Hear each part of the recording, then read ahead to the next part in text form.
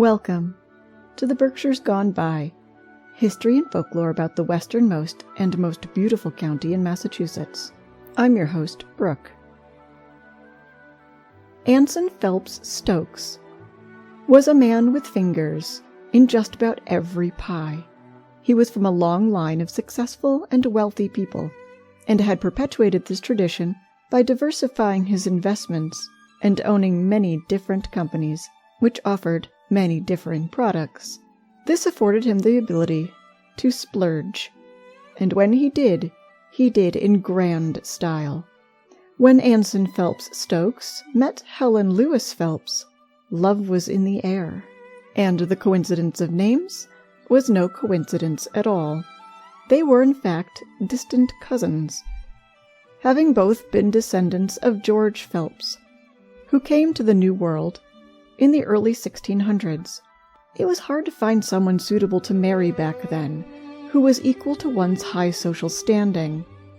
So little things like a distant relation were often overlooked.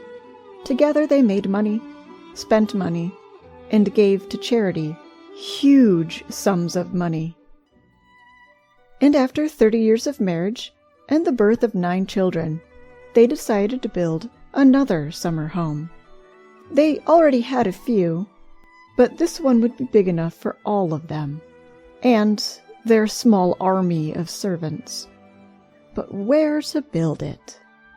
Why, Lenox, Massachusetts, of course, where the who's who of New York society mingled during the sweet New England summers. And though the property that he purchased was just a quick ride by carriage to the center of Lenox, it was actually just over the town line, in Stockbridge. In 1891, he hired a man, a Pittsfield architect, named H. Neal Wilson, to design the building. James O. Clifford, a Lenox builder, was hired to construct the home, and Frederick Law Olmsted was hired to landscape. Olmsted had reached fame designing massive public park projects, including Central Park, as well as work in national parks, contouring carriage roads in such a way to allow for enjoyment of scenic vistas, without disrupting the natural splendor that people were there to see. Back in Lenox, or Stockbridge, the Stokes family waited with bated breath as materials were gathered, much of it being the remarkable local marble that was so clear and valued that it was shipped to Washington to build monuments there. Stokes loved Clifford's work, and Clifford had a long trail of remarkable creations to boast of, as he'd been the builder for quite a number of summer cottages, as they're called locally, but that are rather great estates that stood empty for most of the year. In a side note, it so happened that many years later, a fire and an explosion in the basement of his family's store would spread and burn down much of Main Street in Lenox on Easter Day, 1909. The massive marble cottage would be situated on a hillside, and more trees cleared to create sweeping lawns that would open the view to Lake Mackinac, also known as the Stockbridge Bowl, below. It took 400 men 2 years to build and cost $1 million. That's roughly $26 million today.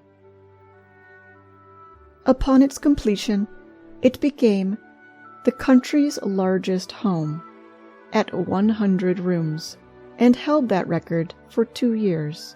But it's not like there wasn't anything on the 728 acres of land that Stokes bought. There was already a rather nice mansion there, called Oakwood, and as far as he was concerned, it would make a lovely barn for his expensive carriages and pedigree horses. The land also already consisted of a thriving farm, which he hired farmhands to run. They would raise a bounty of vegetables and animals to feed the family and their servants. Oakwood had been built by Samuel Gray Ward on a property that included a stream. A while before, Nathaniel Hawthorne had lived just down the hill and had dubbed the stream Shadow Brook, the name that would later be given to the new estate. Finally, Shadow Brook, the estate, was finished, and the family spent their first summer and autumn season there. The mansion was so large that one day Mrs. Stokes noticed a storm brewing. She called one of her little sons to the house and told him that if he wanted to ride his bicycle, he could do so in the massive attic. The Stokes were excited to spend time on their private golf course, boating in the Stockbridge Bowl, and riding their collection of fine horses, and of course, throwing lavish parties. But it wasn't to last. For only 5 summers did the family visit, before a terrible accident befell Anson Phelps Stokes himself.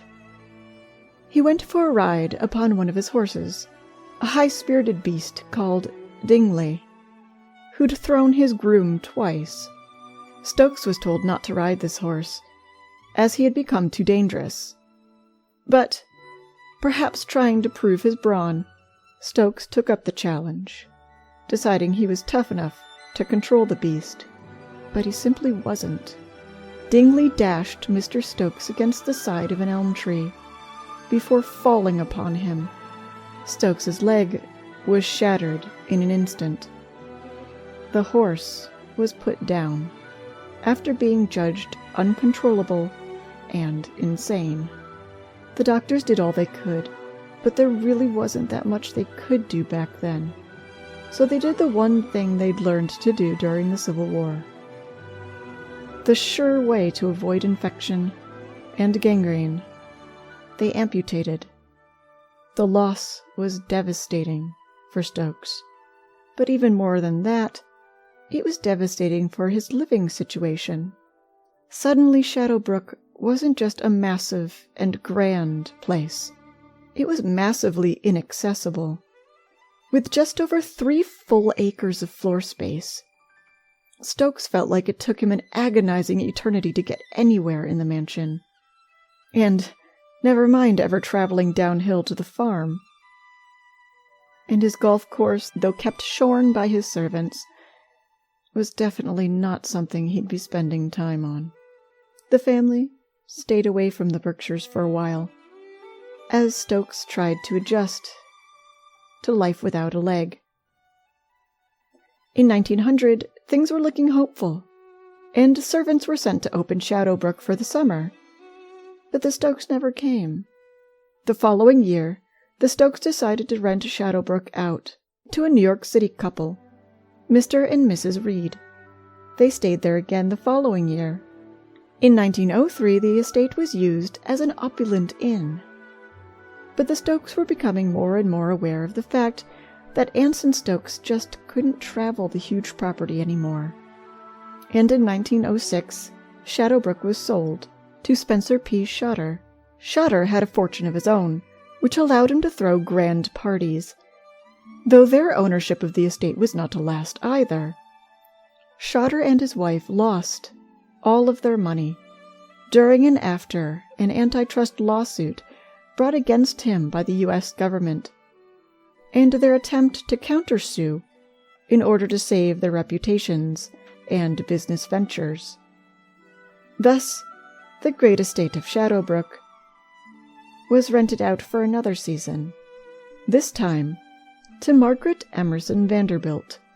Her husband, Alfred Vanderbilt I, had just died aboard the Lusitania.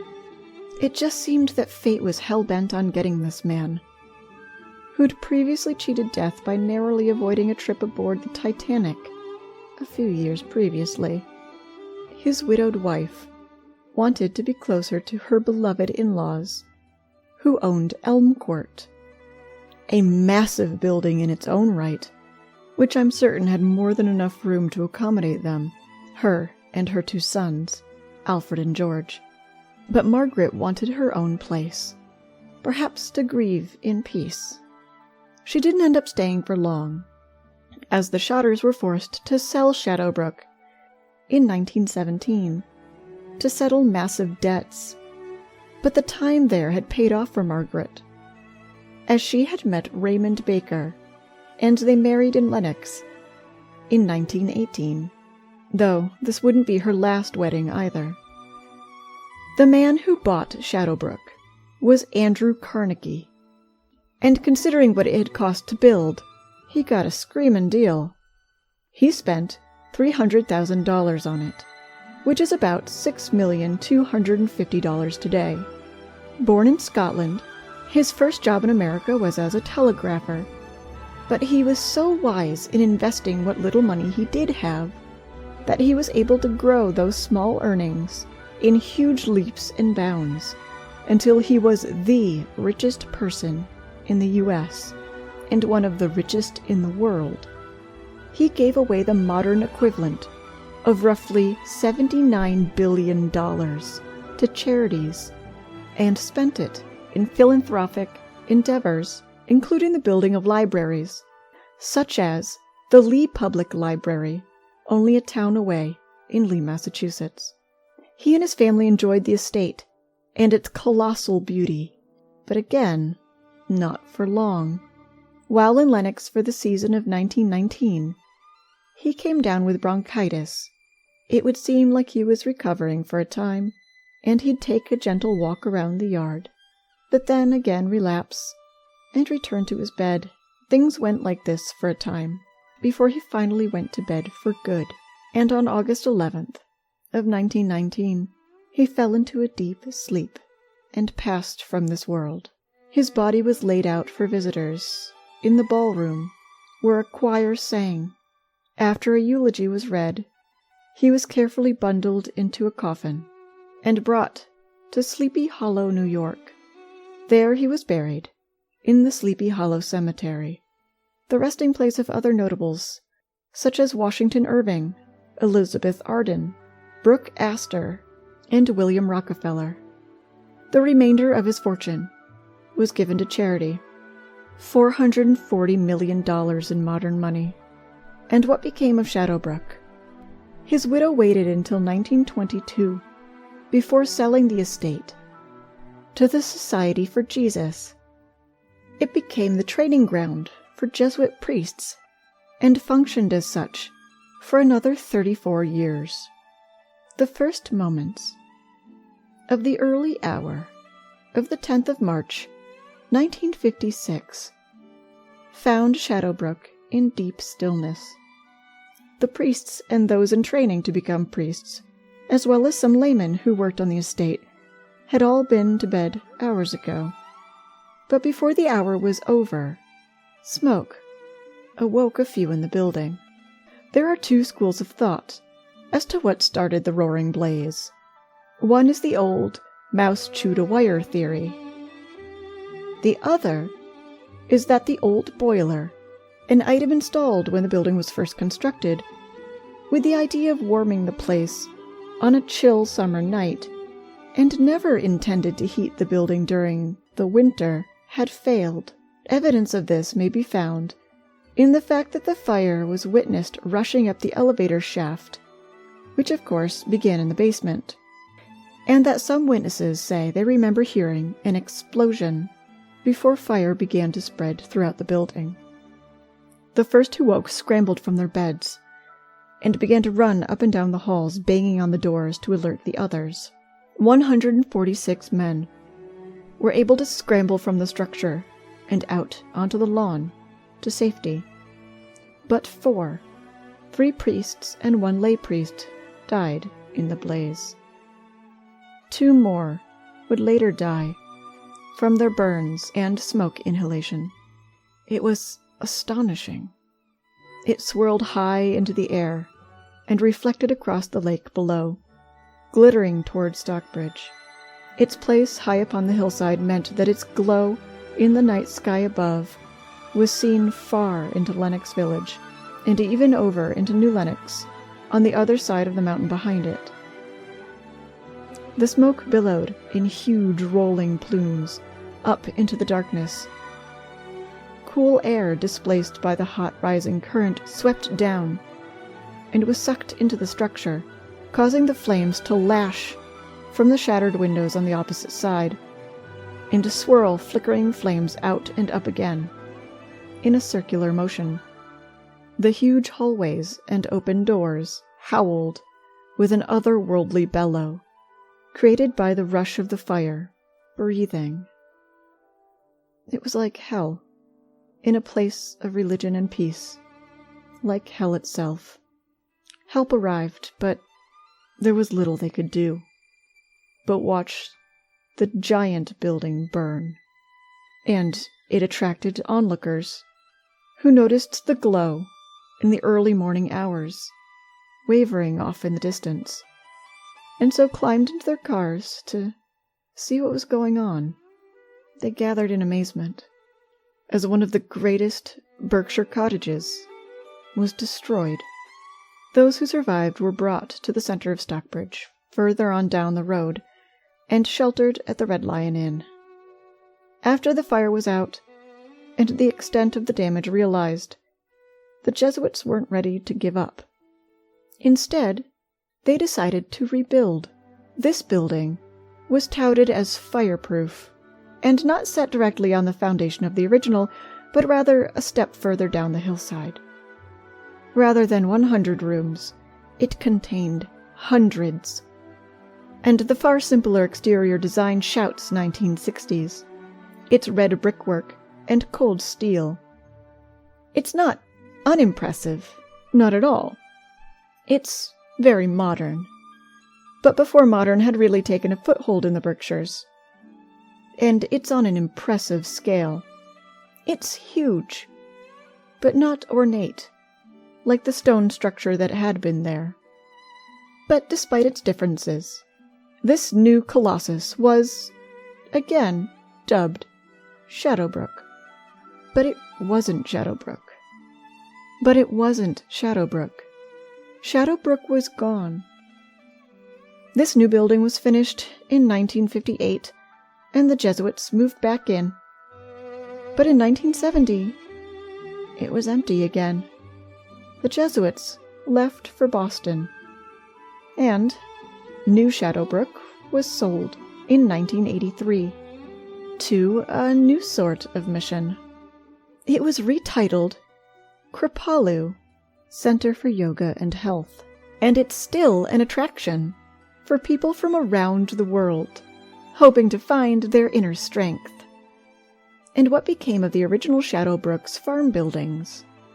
They've been repurposed and protected.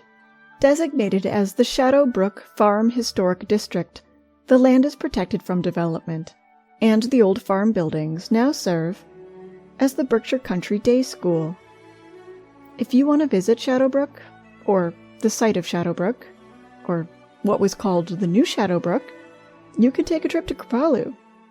There are trails through the woods behind it and around it that are open to hikers. You can stroll through the massive lawns that still look over the Stockbridge Bowl. And if you want, take a few yoga classes. To find out information, visit kripalu.org. Kripalu. Shadowbrook had been the site of so much heartbreak and ill fortune that it had acquired a reputation in the Berkshires as being bad luck. Some wondered if it had been built where it shouldn't have, perhaps on the site of a Native American burial ground, or something like that. It just didn't seem right. How could this be the place where so much went wrong to people who seemed to have everything? If that's true, then perhaps Kripalu's mission to find balance and peace in all things has broken this curse. A curse that the building of Shadowbrook perhaps began.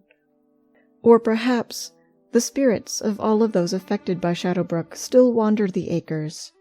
Perhaps Shadowbrook is a good choice for its name, as shadows of the estate's past will always grace this place.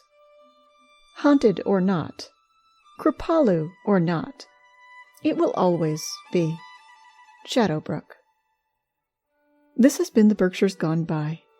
Created, written, directed, and read by myself, Brooke Renier, and co-produced by Deanna Garner. You can find pictures every day from the Berkshires past by following us on Instagram, Twitter, and Facebook. You can also find every episode we've made on Facebook and YouTube, or visit our website for every episode and images related to each topic. That's www.theberkshiresgoneby.com. And we hope you'll listen to our next episode. Thanks for listening.